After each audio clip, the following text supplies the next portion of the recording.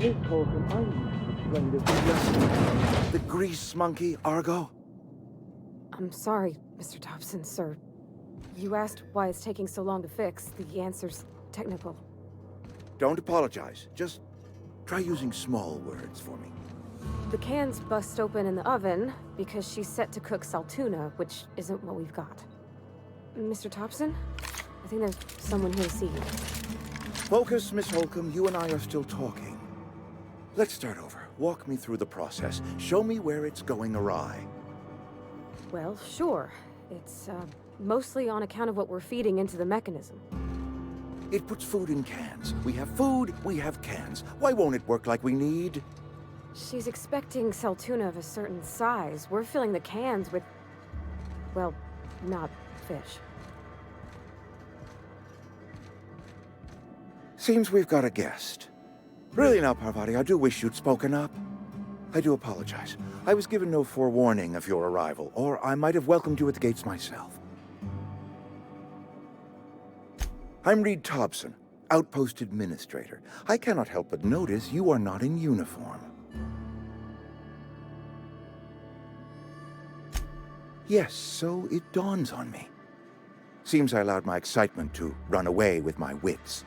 Been a few seasons since we've had a visitor pass through. Only regulator we got is hooked up to the town transformer. Mr. Thompson ain't liable to be keen on dismantling it. I beg your pardon. I am most emphatically not keen on any such thing. I can't let you have our power regulator. But I happen to know of another one. And I happen to know exactly how you may retrieve it without frying yourself in the process. There's a power regulator in the old botanical lab. It's mostly abandoned, so all that power is being squandered. Go down to the geothermal plant.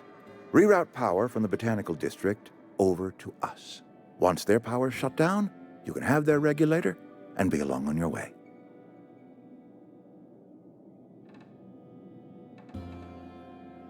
I was not entirely sure how to tell you this. The botanical labs are not legally inhabited, but there are people who live there.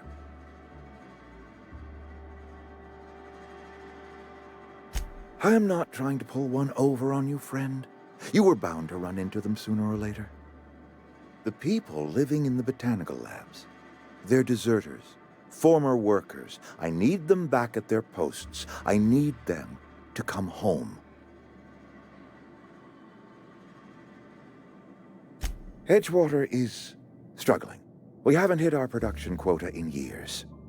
If we don't meet our quotas this year, the company might shut us down for good. I need those workers back at their stations. My hope is that by cutting off their power, you will convince those deserters to come back to town. Before you go to the plant, I want you to stop by the botanical lab. Speak to their leader, Adelaide. Tell her the power's about to go, and that it's time her band of deserters came back to town.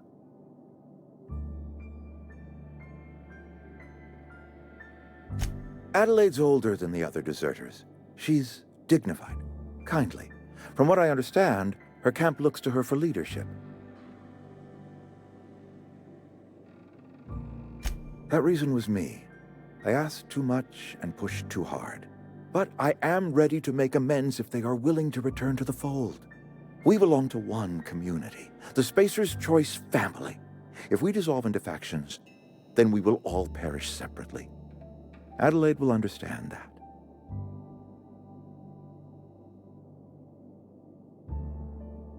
My dad told me all about the plant. Taught me all he knew. I could come in useful. I mean, if that's all right with you, Mr. Thompson. Sir. I hesitate to part ways with Miss Holcomb, but I cannot deny that she is talented and may prove useful to you. You will need an administrative passcode in order to enter the plant.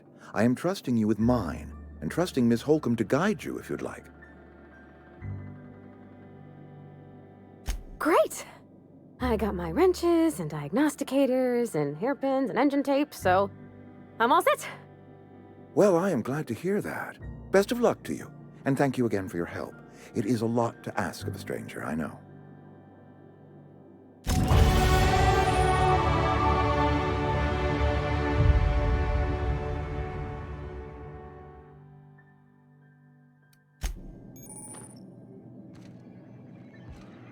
got my sights on.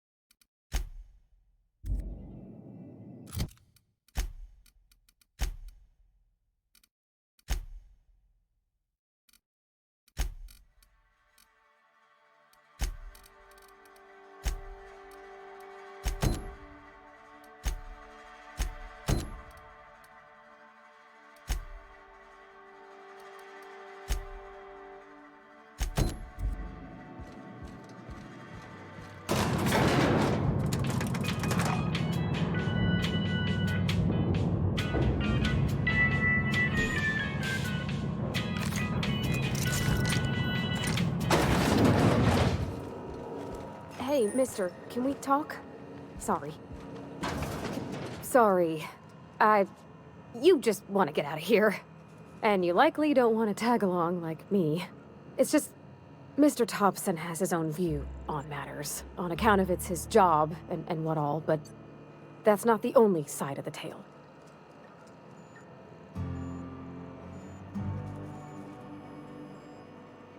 To Mr. Thompson, a person's a gear. It does its job quiet-like. If it squeaks or stutters, it gets replaced. The deserters are decent folk. I knew some of them before they left.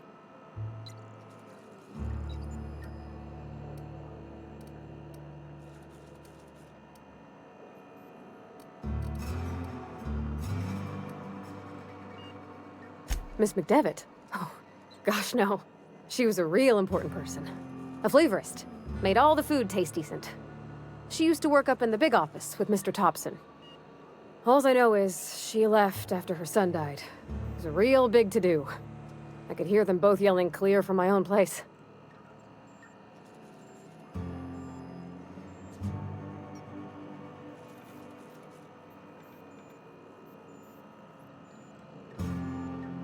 I don't know anybody well. I mostly listened to them talk, kept my head down. There was a boy named Thomas who used to follow me around, asking questions about the stuff I fixed. He was real sweet to me. Not any sort of dissident.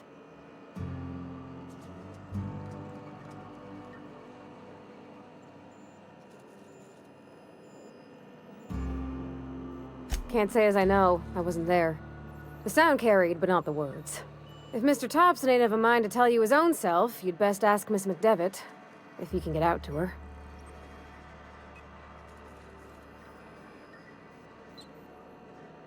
Life's hard here. Especially for them that don't fit in so well. We're one big Spacer's Choice family, but every family's got the one the rest whisper about. Mr. Thompson's aiming to take away their power. They'll have no lights to see, nor heat to cook. They'll be at the mercy of marauders, or worse. I think you should talk to the town's vicar about it. Max, his name is.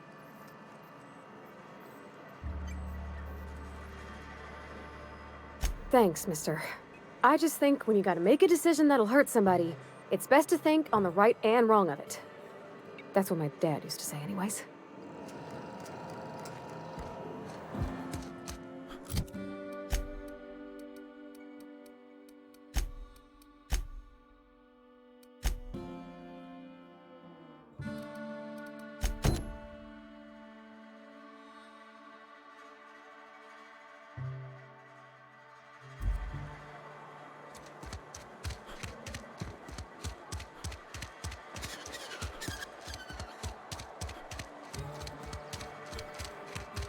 Sometimes I wonder what I'm doing with myself.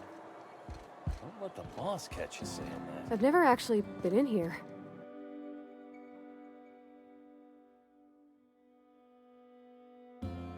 Seemed scary from the outside.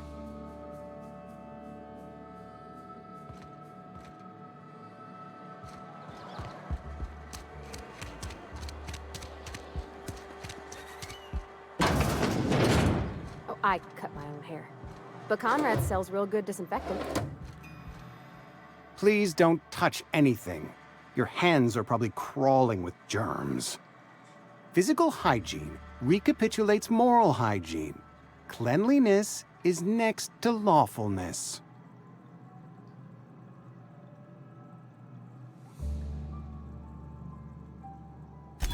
No, thank you. That's quite all right. I've seen enough body parts in my line of work. I'm Conrad. You will report to me if your hair fails to meet Spacer's Choice aesthetic standards.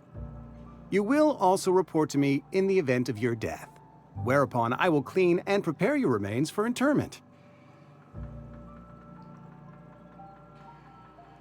Ah, gravesite fees. Silas and I had talked about this at length. I thought I'd made it clear my pecuniary situation precludes the necessary restitutions. As broke as pie crust, friend. Bitless, indigent, destitute. I simply cannot afford it. I am a blemish on the prosperity of our fair settlement.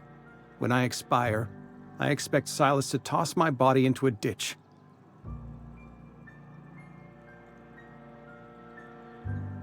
With what?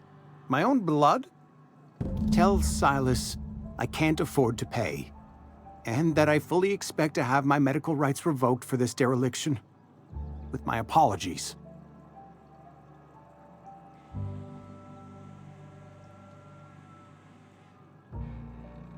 Not a bad idea. But I'd need some kind of collateral. My pair of lucky clippers! No, that won't do.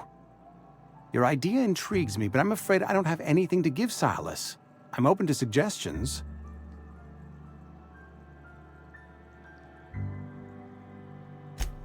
Much obliged.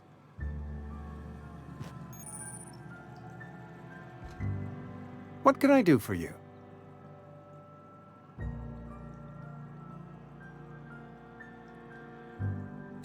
Oh? Am I in the company of a fellow doctor?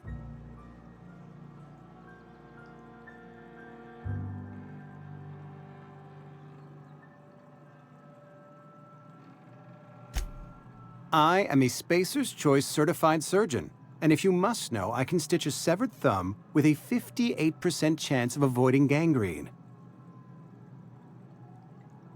Go ahead.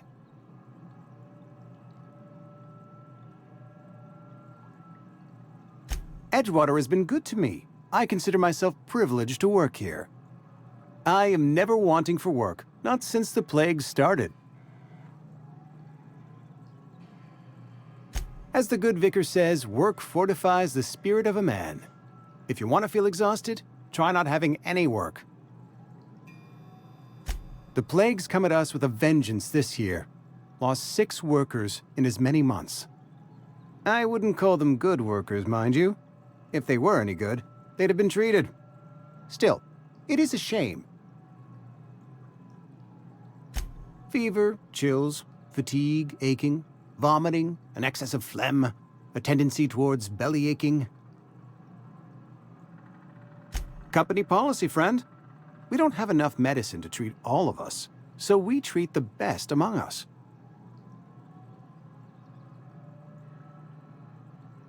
We're a sensible people.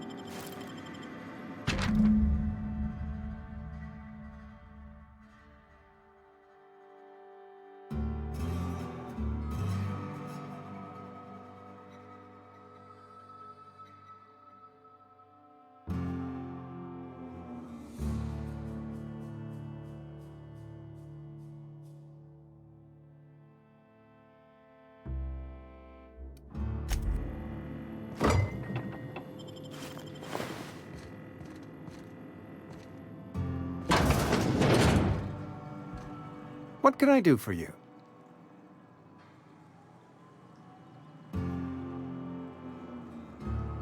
You know about Eugene? How?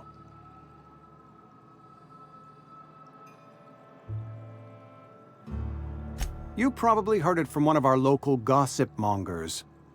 Eugene's golden teeth were a family heirloom, representing 3 generations of poor dental hygiene. He took them to his grave. That's unthinkable. Eugene's body and all rare earth minerals contained therein are solely the property of Spacer's Choice. I can't ask Silas to dig up a man's body and pry a few teeth loose from his jaw just to pay my bills. Can I? Are you asking rhetorically? Because if you're being serious... Ugh, gross. Desperate measures, Miss Holcomb. Desperate measures. I'm going to have to ask Silas to dig up those teeth. It's the only way I'm paying my gravesite fees. I'm sure that I have no other choice. Here you are. Gravesite papers affixed with my signature and an IOU.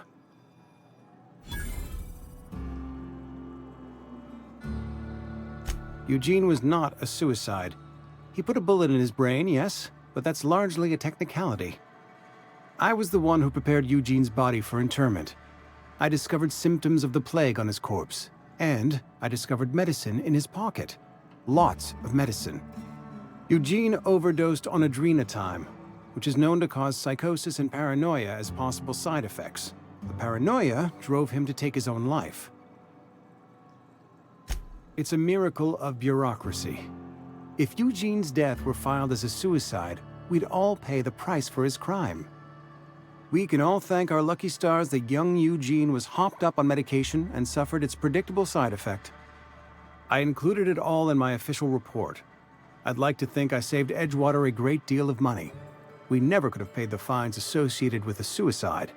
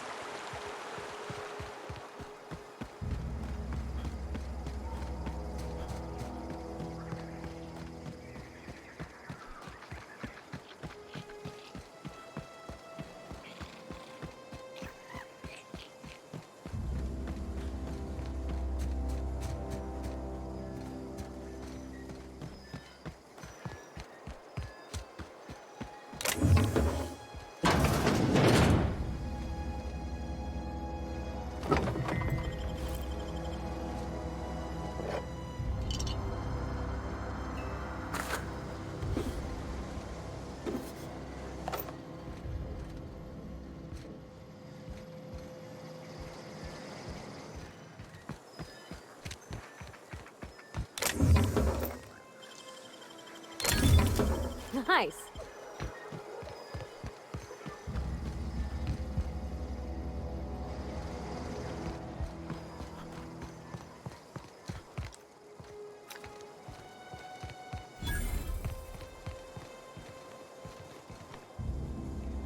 Thank the law. I've been requisitioning backup for months. Guess the boss finally came to his senses. You ever swung a truncheon? Let me see your rifling stance. I want to make sure you're up to snuff.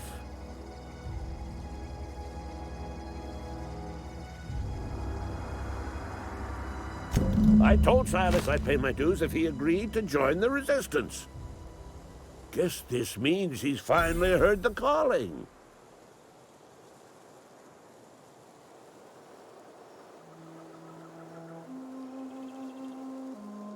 It is indeed, and I will thank you to hand it here.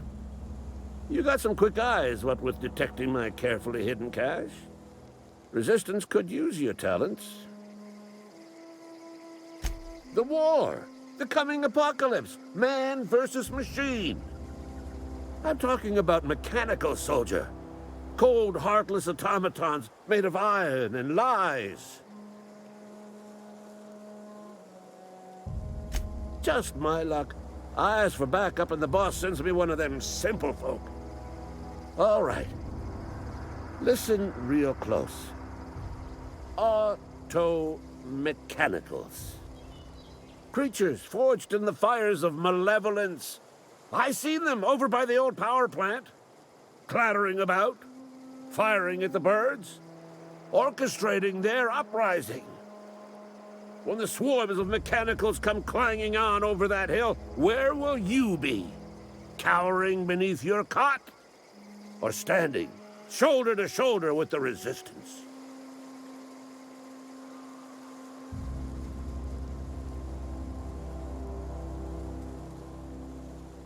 I've been gathering up a war chest over the years. Saw tuna cans, mostly, some Spacer's chaw, few bit cards.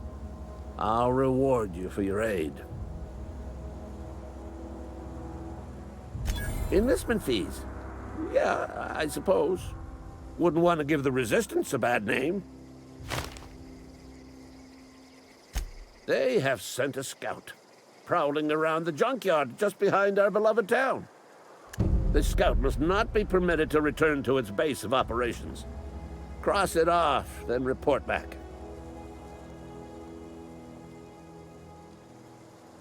Mechanicals got a weak spot in their midsections. I think the technical term is, the blue glowy square thing.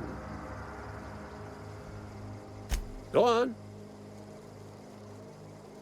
I'm Ludwig Miller, Associate Security Officer for Transportation. Officially? Unofficially? Strictly between you and me. I am the only thing standing between Edgewater and total annihilation. Go on. You ever seen the way a mechanical just stands there? Just looking at you, scanning you with its murderous oculars.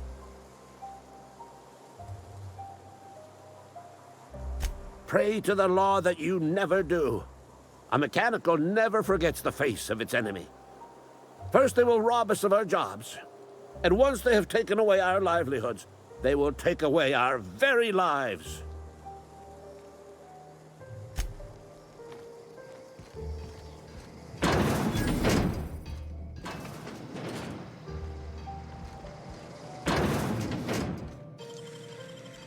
Easy.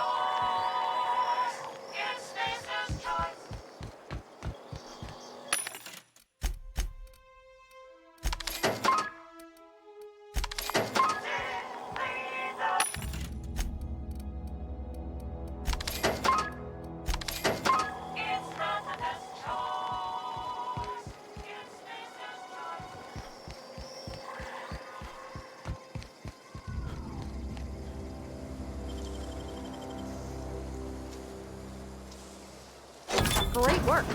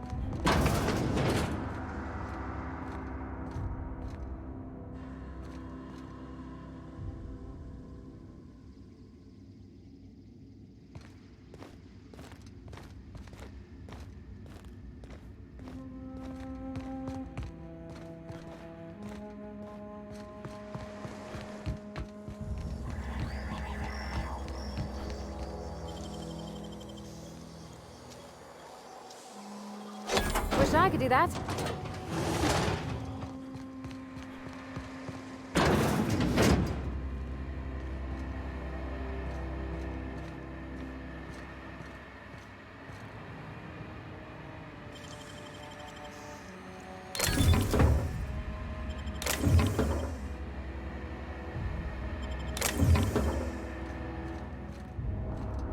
Okay, keep him quiet.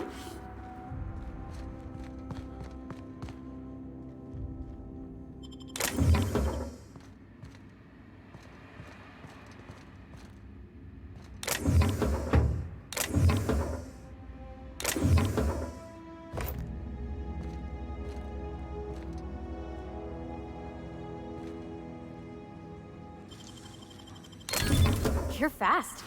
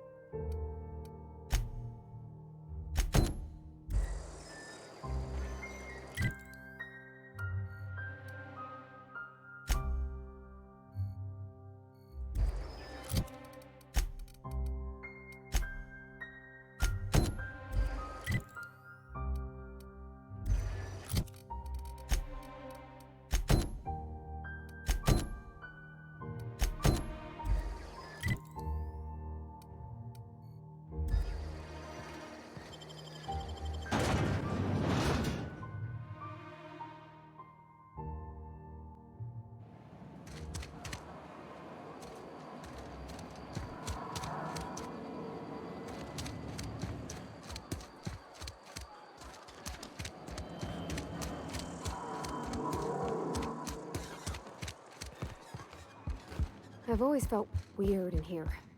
It's too clean. Any progress on that matter we discussed? Ah, Miss Holcomb. How rare to see you out. And with a complete stranger. Curious. This here's Vicar DeSoto. He's always offering spiritual counsel to those that need it. Thank you for the kind assessment, Miss Holcomb. I admit, I've been quite interested to make our outsider's acquaintance. Please get it.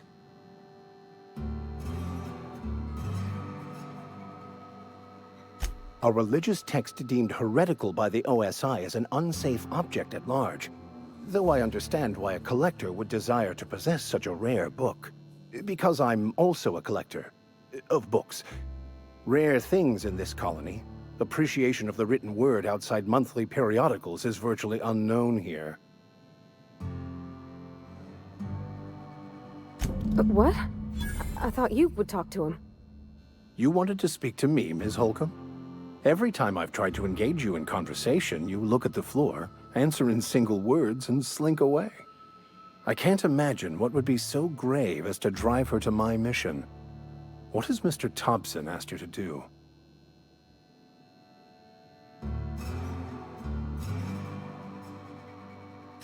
That seems well within your expertise.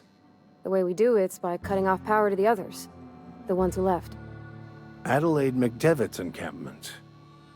I can see why that troubles you. Miss Holcomb has a soft heart. Always has, if you believe the talk.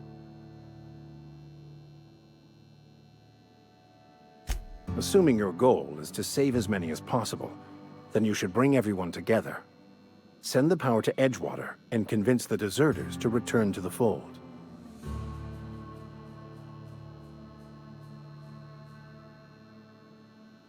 Not if things are left to stand as they are.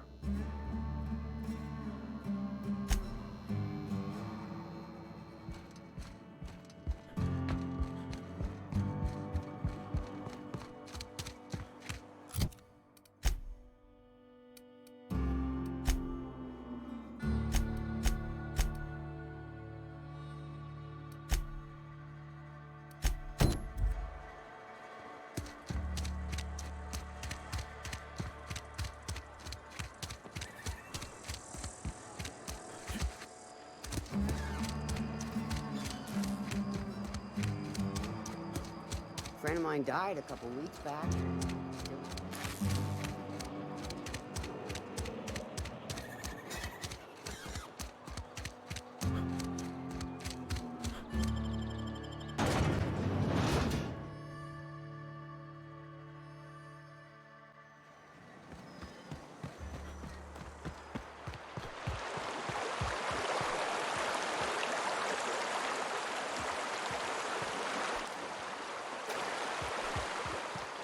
Hey, Miss Parvati. Come for a visit? Lovely to see you about, Miss Parvati. Things going all right, Silas? Been keeping him careful and true, miss. Best to ask her yourself. My dad's buried here. Silas watches over him when I can't leave the house. Oh. Well, thanks. Something I can do for you? You run into any trouble? Reliable work from a freelancer. That's gonna take some getting used to.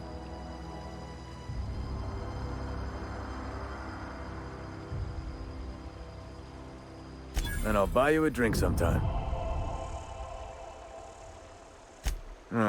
Suppose you've earned it. One good turn deserves another.